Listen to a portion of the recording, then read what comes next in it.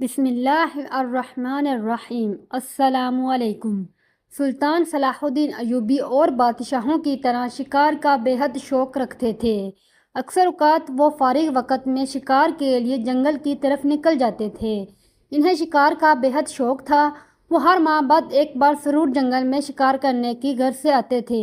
اکثر اوقات وہ اپنی کافی سارے سپہ سالاروں اور سپاہیوں کے ساتھ جنگل میں شکار کرنے آتے، لیکن اس بار وہ اپنے وزیر اور 2 سپاہیوں کے ہمراہ تشریف لائے تھے اور موسم خراب ہو گیا۔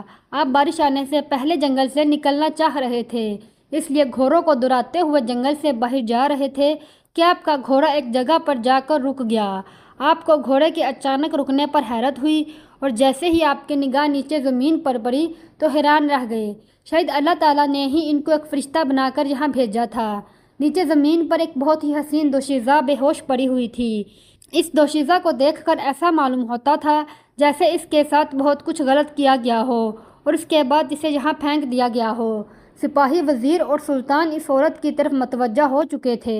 سلطان نے فوراً وزیر کو حکم دیا کہ پتہ کرو یہ عورت زندہ ہے یا مر گئی۔ وزیر فوراً ہی نیچے بیٹھ گیا اور اس عورت کی ناک کے پاس ہاتھ رکھتے ہوئے بولا، سلطان معظم، زندہ ہے، لیکن عن قریب اس کا علاج نہیں کیا گیا تو یہ دنیا فانی سے کوچ کر جائے گی۔ سلطان نے فوراً ہی سپاہی کو حکم دیا تھا کہ اس کو گھوڑے پر ڈال کر محل لے آؤ۔ سلطان نے واپسی پر بے ساختہ آسمان کی جانب سر کر کے اللہ تعالیٰ کا شکریہ ادا کیا تھا کہ انہوں نے اس کام کے لیے انہیں چنا۔ ایک طویل مسافت کے بعد وہ لوگ محل پہنچ گئے تھے، جبکہ سب ہی حیران تھے کہ سلطان اتنی جلدی کیسے آ گئے۔ سلطان کے سپاہیوں نے اس عورت کو اٹھایا اور فوراً ہی شاہی طبیبہ کے پاس لے کر پہنچے، جبکہ شاہی طبیبہ بھی حیران تھی سلطان کے ساتھ ایک لڑکی کو دیکھ کر۔ اس نے فوراً ہی اپنی خادماؤں کی مدد سے اس کو اندر لٹایا تھا، جبکہ سلطان کو باہر ہی ٹھہرنے کا بول کر وہ اندر چلی گئی تھی۔ سلطان پریشانی کے عالم میں ٹہلنے لگے۔ شاہی طبیبہ کچھ دیر بعد باہر آئی اور پریشانی سے سلطان کا چہرہ دیکھتے ہوئے بولی، سلطان معظم، آپ کو یہ دوشیزہ کہاں پر ملی؟ جبکہ سلطان نے شاہی طبیبہ کو ایک نظر دیکھا اور کہنے لگے، یہ آپ کا مسئلہ نہیں ہے، آپ صرف ہمیں اتنا بتائیں کہ اس کے ساتھ آخر ہوا کیا ہے۔ سلطان کی جانب ایک نظر شاہی طبیبہ نے دیکھا اور سر جھکاتے ہوئے بولی، معذرت چاہتی ہوں، آپ کے سامنے سوال کیا۔ دراصل سلطان معظم، اس عورت کے ساتھ 4 سے 5 مردوں نے زبردستی کی ہے، اس کی عزت کو لوٹا ہے، درندوں کی طرح اس کے جسم کو نوچا گیا ہے اور جب مطلب پورا ہو گیا تو اس کو کہیں پھینک دیا گیا، جس کے باعث اس کے جسم پر بہت خراش ہے، زخموں کے نشان ہیں اور اندرونی بھی بہت مسائل ہو چکے ہیں۔ سلطان بہت حیران ہوئے اور طبیبہ کو کہا کہ اس کا مکمل علاج کیا جائے تاکہ یہ جلد از جلد صحت یاب ہو سکے۔ 3-4 دن گزر گئے لیکن اس دوشیزہ کو ہوش نہ آئی۔ سلطان اور ملکہ بہت پریشان تھے تو شاہی طبیبہ نے کہا، سلطان معظم، میں ایک طبیبہ کو جانتی ہوں، وہ بہت ماہر ہے، ہمیں اس دوشیزہ کے علاج کے لیے اسے بلانا ہوگا اور اگر آپ اجازت دیں تو میں اسے لے آؤں۔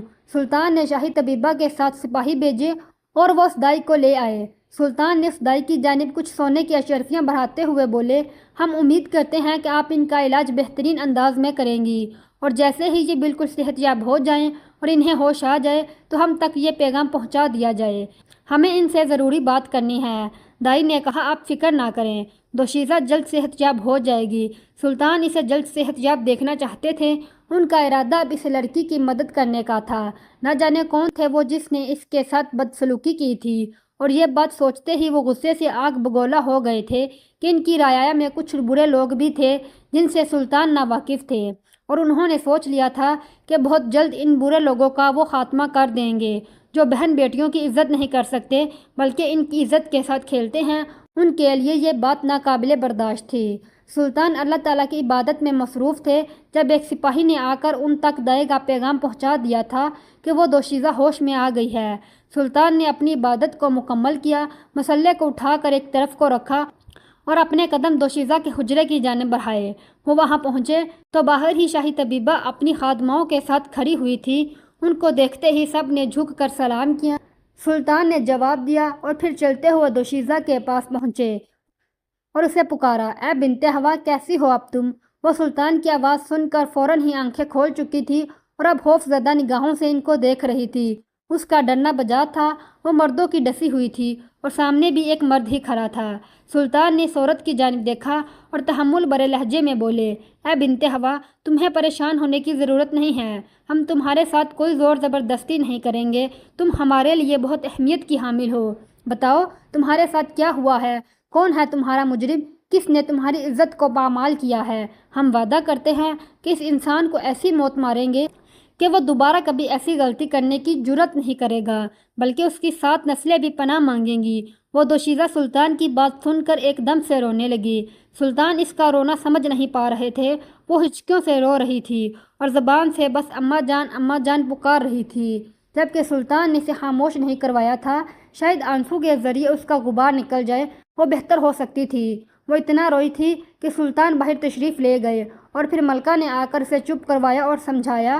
اس کی حالت تھوڑی بہتر ہو گئی تھی تو ملکہ نے کہا، عورت کو مضبوط ہونا چاہیے، چٹان کی طرح مضبوط۔ جو عورت اس طرح سے آنسو بہاتی ہے وہ کبھی مضبوط نہیں بن سکتی، اور ایسی عورتوں کے ساتھ ہی کچھ ظالم مرد اپنی ہوس مٹانے کے لیے اس کو استعمال کر لیتے ہیں۔ پریشان نہ ہو، ہم آپ کی مدد کریں گے اور آپ کے مجرموں کو سزا ضرور دلوائیں گے۔ بتاؤ کون ہے وہ لوگ؟ تو اس نے بتایا کہ میں اور میری والدہ جنگل سے گزر رہی تھی تو کچھ ڈاکوؤں نے ہم پر حملہ کیا اور مجھے جنگل کے قریب ایک گاؤں میں اپنے سردار کے پاس لے گئے۔ میں اور میری والدہ روتے رہے لیکن انہوں نے ہماری ایک نہ سنی، اور سردار ساری رات میرے ساتھ زیادتی کرتا رہا، اور وہاں گاؤں میں اس نے بہت ساری عورتوں اور مردوں کو اغوا کیا ہوا تھا جن پر وہ ظلم کرتا تھا، اور ان سے زمین کے اندر ایک تہہ خانے کی کھدوائی کا کام کرواتا ہے۔ میری والدہ بھی وہاں موجود تھی۔ 2 دن میں وہاں رہی، پھر اس کے سپاہی مجھے اپنے اڈے پر لے گئے۔ وہاں کافی مرد تھے، وہ میرے ساتھ زیادتی کرتے رہے اور اس قدر ظلم کیا کہ میری طبیعت خراب ہونے لگی اور وہ مجھے جنگل میں پھینک گئے۔ سلطان اور ملکہ اس کی بات سن کر پریشان ہو گئے۔ سلطان کو بہت حیرت ہوئی اور وہ وہاں سے چلے گئے۔ اس کے بعد سلطان نے اپنے کمانداروں اور چند سپاہیوں کو بھیجا۔ انہوں نے وہاں 2-3 دن قیام کیا اور تیسرے دن کسی نے پیچھے سے ان کے لشکر پر حملہ کیا اور غائب ہو گئے۔ 2 بار ایسا ہوا تو ایک سپاہی سلطان کی خدمت میں حاضر ہوا اور کہا، سلطان معظم، ہمارے لشکر کے پیچھے کی جانب اس علاقے کے ساتھ لگتے ہیں۔ ایک جنگل سے سپاہیوں کا ایک دستہ آیا اور حملہ کر کے بھاگ گیا۔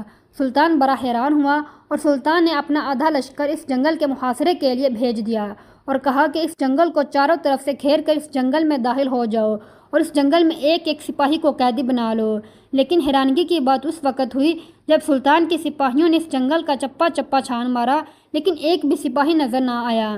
کمانداروں نے سمجھا کہ شاید وہ بھاگ گئے ہوں گے۔ سلطان صلاح الدین ایوبی نے بڑی ہی عقل مندی سے اس کے سارے علاقے کا محاصرہ کر لیا۔ سلطان کے سپاہی دوبارہ آ کر سلطان کے لشکر کے ساتھ مل گئے۔ جب سلطان صلاح الدین ایوبی دوبارہ اس علاقے کی طرف بڑھنے لگے تو پھر سے ایک سپاہیوں کا دستہ آیا تو اسی جنگل سے آیا اور پیچھے سے حملہ کر کے پھر سے بھاگ گیا، اور ایسا 3-4 مرتبہ ہوا اور کمانداروں نے پورے جنگل کو چھان مارا لیکن ایک سپاہی بھی جنگل میں نظر نہ آیا۔ سمجھ نہیں آتی وہ کہاں سے آتے ہیں اور کہاں غائب ہو جاتے ہیں۔ سلطان نے اپنے خاص کماندار کو بھیجا کہ جا کر جنگل کا ایک ایک چپا چپا چھان مارو۔ مجھے لگتا ہے اس جنگل میں کوئی غار یا کوئی ایسی چیز موجود ہے جہاں سپاہی چھپ جاتے ہیں اور وقت آنے پر دوبارہ حملہ کر دیتے ہیں۔ کماندار سپاہیوں کے ساتھ جنگل میں گیا اور جنگل کا ایک ایک چپا چھان مارا۔ حجم کے لحاظ سے جنگل بہت چھوٹا تھا اور اس میں نہ ہی کوئی غار تھی اور نہ ہی کوئی سرنگ تھی۔ سلطان سمجھ گیا کہ یہ ہمیں آگے نہیں بڑھنے دیں گے۔ اب سلطان صلاح الدین ایوبی کو خبر ملی تو سلطان نے آدھے لشکر کو وہی محاصرے کے لیے روکے رکھا اور آدھے لشکر کے ساتھ اس جنگل کا محاصرہ کر لیا، اور سلطان اب آگے تھا اور کماندار اور سپاہی پیچھے تھے۔ سلطان نے پورے جنگل کا چپا چپا چھان مارا۔ جنگل چھوٹا تھا لیکن اس میں ایک سپاہی بھی نظر نہ آیا اور نہ کوئی سراغ ملا۔ سلطان حیران تھا کہ آخر ایسی کیا بات ہے کہ ایک بھی سپاہی نظر نہیں آتا، آخر وہ سپاہی جاتے کہاں ہیں؟ یہ سوچ کر سلطان صلاح الدین ایوبی رحمۃ اللہ ہر طرف گھومنے لگے کہ اچانک سلطان کی نظر کنویں پر پڑی۔ سلطان نے اپنے سپاہیوں کو کہا، اس کنویں میں کوئی برتن ڈالو اور پینے کے لیے پانی نکالو، کیونکہ سپاہی بھاگ بھاگ کر تھک چکے تھے۔ سلطان نے نیچے ایک برتن ڈالا اور پانی نکال لائے، اور جیسے ہی سلطان نے اپنے منہ پر پانی رکھا تو سلطان سمجھ گیا کہ یہ کنویں کا تازہ پانی نہیں ہے، کیونکہ اگر یہ کنویں کا پانی ہوتا تو اس میں سے وہ مہک آتی جو ایک تازے پانی میں آتی ہے۔ اس کا مقصد یہ ہے کہ اس کنویں میں پانی ڈالا جاتا ہے، حتیٰ کہ یہ کنواں ہی نہیں सुल्तान को शक पड़ गया। सुल्तान को ये बात समझ में आ गई कि इस कुएं में कोई राज छुपा हुआ है। सुल्तान फौरन उस कुएं के दहाने पर गया और सिपाहियों को हुक्म दिया कि इस कुएं का पानी निकालो। अब सिपाही और तमाम कमानदार भी हैरान थे कि इस कुएं का पानी कैसे निकलेगा, लेकिन सुल्तान सलाहुद्दीन अय्यूबी का हुक्म था, सिपाही कैसे टाल सकते थे। सिपाहियों ने अपने अपने तरीके से कुएं से पानी निकालना शुरू कर दिया। और हैरानी की बात उस वक़्त हुई कि जब पानी आहिस्ता आहिस्ता ख़त्म होते होते मुकम्मल पानी ख़त्म हो गया। सुल्तान सलाहुद्दीन अय्यूबी ने सिपाहियों को हुक्म दिया कि एक लकड़ी के सिरे पर एक कपड़ा बांधकर इसको आग लगाओ। सिपाहियों ने ऐसा ही किया। अब सुल्तान ने जलती हुई आग लेकर कुएं के अंदर चला गया। जब सुल्तान कुएं के नीचे उतरा तो देखा कि इस पानी के नीचे एक दरवाज़ा मौजूद था। सुल्तान ने अपने कमानदार को हुक्म दिया कि नीचे आ जाओ। अब सुल्तान ने इस दरवाजे को खोला तो हैरानगी की बात उस वक़्त हुई कि उस कुएं के नीचे एक बड़ी सुरंग मौजूद थी। अब सुल्तान सलाहुद्दीन अय्यूबी के दिमाग में ये सारी बात आ गई कि वो सिपाही कहाँ से आते थे और कहाँ गायब हो जाते थे। सुल्तान ने अपने सिपाहियों को हुक्म दिया कि चंद सिपाही यहाँ कुएं के ऊपर खड़े रहो और चंद सिपाही नीचे आ जाओ। अब सुल्तान सुरंग में आगे आगे और सिपाही पीछे पीछे। सुल्तान और सिपाही भी इसके पीछे पीछे। तो वह सुरंग एक ऐसी जगह जाकर निकली जहाँ बहुत सी औरतें इस सुरंग की खुदाई का काम कर रही थी और मर्द फसलों में काम कर रहे थे और वह सब कैदी लग रहे थे। सुल्तान ने बहुत बहादुरी और अक्लमंदी से इनके सरदार को पकड़ लिया और फिर एक एक करके सब चोर सिपाहियों को गिरफ्तार कर लिया। वहाँ मौजूद सब कैदियों को बाहिफाजत उनके घरों तक पहुँचा दिया और इस दोशीज़ा की माँ को लेकर महल आ गए। दोशीज़ा अपनी माँ से मिलकर बहुत खुश हुई। इस वाक़े से हमें ये बात साबित होती है, इंसान जितना रहमदिल होगा उतना लोग और अल्लाह इससे पसंद करेंगे। इंसान को जालिम कभी भी नहीं बनना चाहिए कि वो अपने अंदर से इंसानियत को ही मार दे। जो शख्स आजिज़ी पसंद होता है और लोगों के साथ दिलजोई करता है, वो शख्स अल्लाह ताला की नज़रों में पसंदीदा होता है।